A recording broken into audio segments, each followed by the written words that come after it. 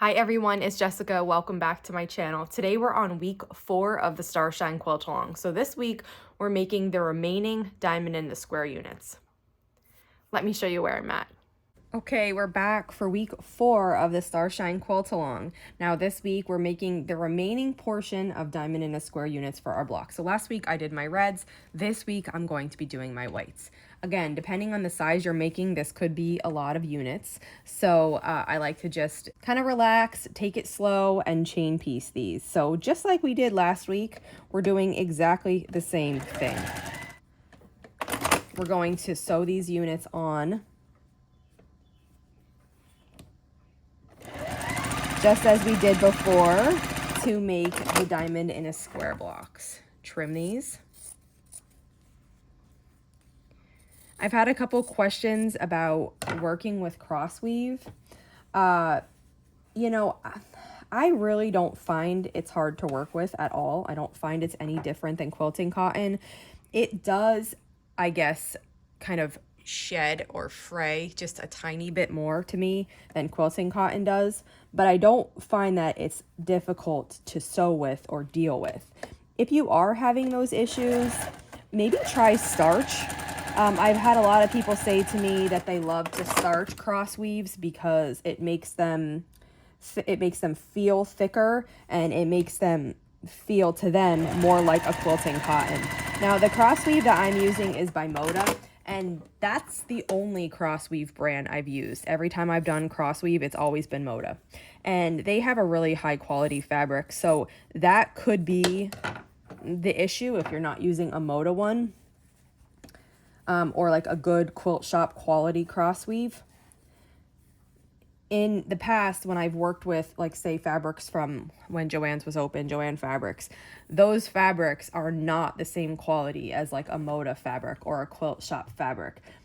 They're so thin, almost like tissue thin, compared to how Moda Fabrics feels, or Riley Blake, or, you know, any of the big brands that supply fabric to quilt shops. So the quality, I do think, matters. Now, what I try to do whenever I'm working with something like a woven or a cross weave is I don't handle it too much. Like, the more you handle fabrics, the more they're going to fray. So I just try to handle it as little as possible. As soon as I cut it, if I'm not going to work with it right away, I put it in my project bin, and then, you know, I try not to touch it again until I'm ready to use it. And when I'm using it, I'm being really careful that I'm not, you know, overly rough with it or pulling. I kind of just, I take it off my stack, right?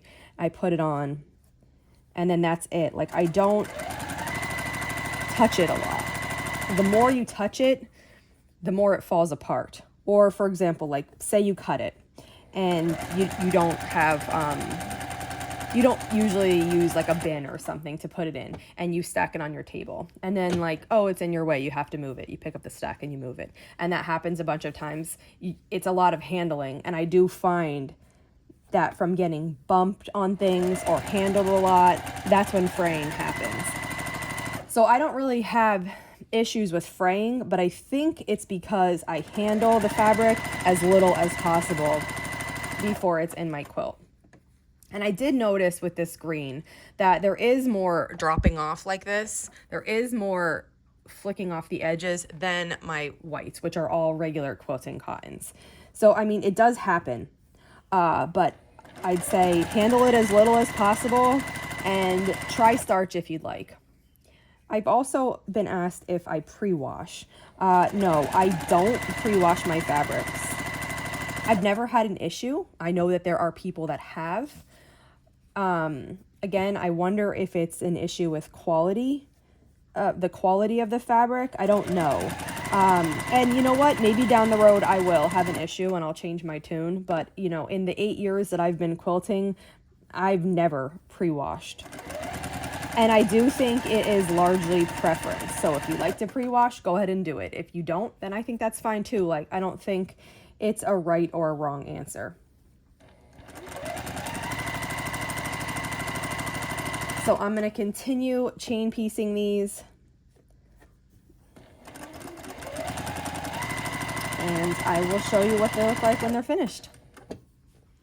I've been working and I have 2 sides onto all of my white diamond in the squares. And then what I did here was I pulled out 8 of the same. And I just want to show you, you know, the fun part. So this is tedious, right? Making this many diamond in a square units, it really is tedious. And even for me, who, I mean, I can piece hours a day and not get tired. This gets boring.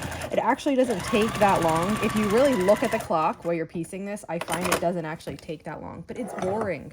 And so this is how I spice it up, right? I have to find little ways to make it fun, to make myself not lose interest, because I know when I get past this point and I'm making the blocks or I'm making the quilts and the quilt is actually finished, I'm gonna love it and I'm gonna be so happy that I stuck through this boring part and did it. So one of the fun ways that I do it, and you can do this as you go, or you can leave it as your encouragement to finish. I have one here because I wanted to show you. So I did all 8 of this same print. These are going to go in the same block. And I get them all ready. And then I'm going to get my stars, my red stars that we made, and pick which one is going to go with this. And you could do this really randomly. You don't actually have to look and set it out. I mean, it just depends on what you like. But I think a fun part of this is going through and say, okay, I'm going to use this star with this one. And it makes it kind of fun because you're kind of looking ahead to the end of the project and what the quilt is going to look like. I like that one. And I liked one I already passed. I liked this one with this. And I think I'm going to go with this one. So it's really fun because as you're getting to the end, and again, like I said, you can sort your whole stack into matches if you want, so that every 8 that you do is a match for a block, and then you can do this if you like. Or if you want it the other way, as you just piece all these and want it for a little motivation at the end when you're getting fatigued from this, you can take your matching ones, set them in a pile, and pick out a center for them so that next week when we come back to assemble the blocks, you have these ready. And of course, you don't have to do this. You can save it for next week if you want. If you just want to, you know, piece these as fast as you can and get it over with, that's fine. But I do think this brings a little fun to it. And if you are struggling with piecing these, what I would say to do, it depends on how much sewing time you have. Like say, if you want to work on it a little bit every day, maybe you have 20 minutes every day. See how much you could do the first day in 20 minutes, how many pieces you can put together, and then put them in stacks. Put them in stacks of that same amount, right? So say you could piece like 32 of these in 20 minutes. I don't really know. I think that probably sounds doable. I didn't calculate how long it takes me, but just say that's 4 blocks worth. So if you put them in piles of 32 and then you just have your 20 minutes, you come and you grab your 32 and you piece them, then that is an easy way to do it. And if you stack them, if you take all of these and break them apart into stacks of 32, then you visually see how many you have left. So after you grab a stack, oh, you feel kind of good. You did 1 stack, there's 1 less. Then the next day comes along and you do your next stack. And then maybe by the 3rd day, you're like, oh, I don't have that much left to go. Maybe I'll just finish them. It's like little things like that break up more strenuous projects that give you an oomph to do them and to finish the work and not put it in your UFO bin. This is kind of how I'm going to treat it. I think I might grab more than 1 block at once. Like I don't think I'll work on 8. Maybe I'll do 16. Maybe I'll do 32. And then I will pick the star out that goes. And then I'm going to set this in my project bin. And when we come back next week, I'll be able to grab the stacks and start assembling the blocks. So that's it for today. I'm going to keep chipping away at my diamond in the square units. This is one of the ones I just made. I love these. We're getting there. We're getting there with this quilt. Next week, we're going to start assembling blocks, and it's really going to feel good then because you're going to see your hard work that we've been doing on for the past 4 weeks be put into blocks, and you're that much closer to making your quilt top. If you have any questions, just let me know, and if not, I'll see you back here soon. Thanks for following along.